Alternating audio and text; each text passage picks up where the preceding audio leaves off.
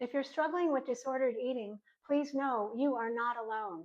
You may feel stuck and confused by the overwhelming amount of information on how to overcome your eating disorder, but it's not just about your relationship with food or childhood trauma, and it's never a single issue.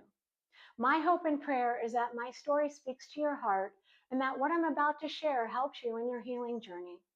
No matter how many times you've tried to overcome disordered eating, I truly believe healing is possible for you. Welcome to Eat for Life Nutritional Therapy. I'm Samantha Gilbert, founder of Eat for Life. I'm a nutritional therapy counselor specializing in a functional nutrition approach to healing eating disorders.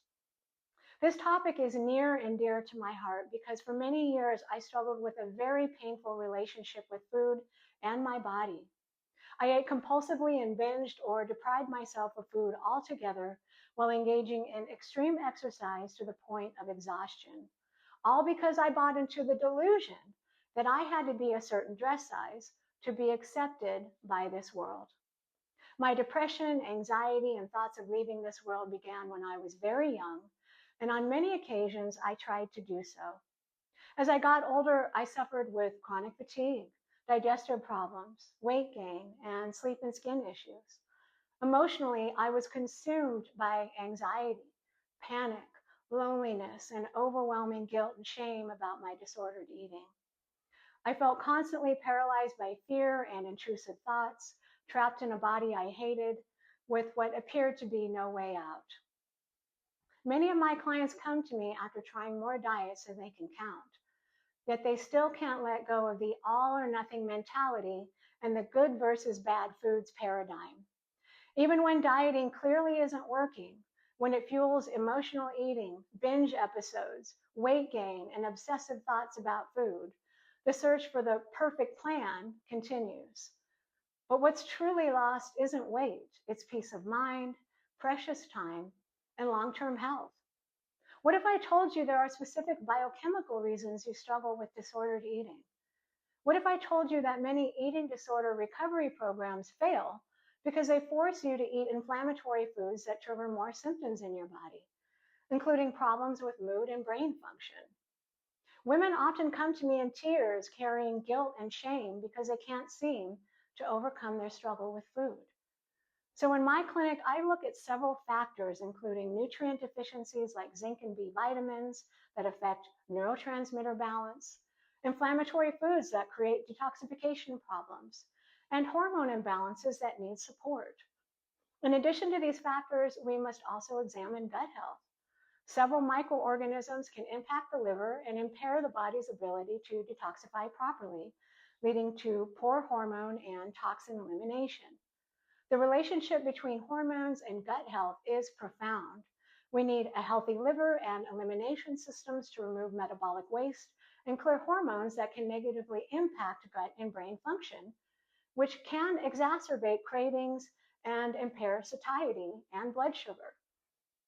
What's very common in cases of anorexia, bulimia, and binge eating disorder are methylation imbalances and nutrient deficiencies and overloads, such as zinc deficiency, copper toxicity, and undermethylation. In the case of anorexia, it's common to see undermethylation alongside zinc deficiency.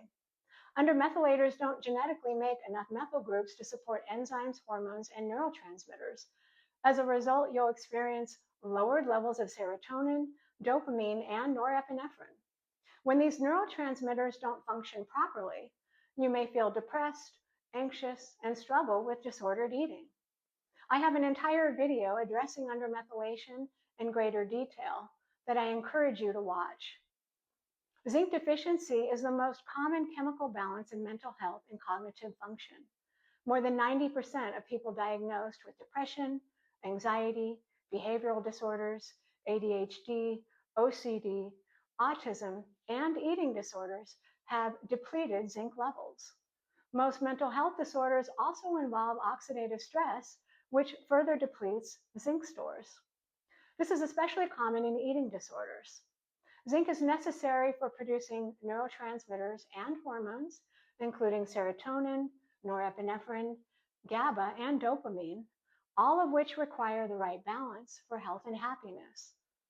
I have an entire video addressing zinc deficiency in greater detail that I also encourage you to watch.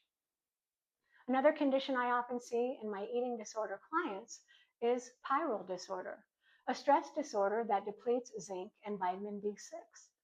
I also have an entire video addressing pyrrole disorder in greater detail that I encourage you to watch as well.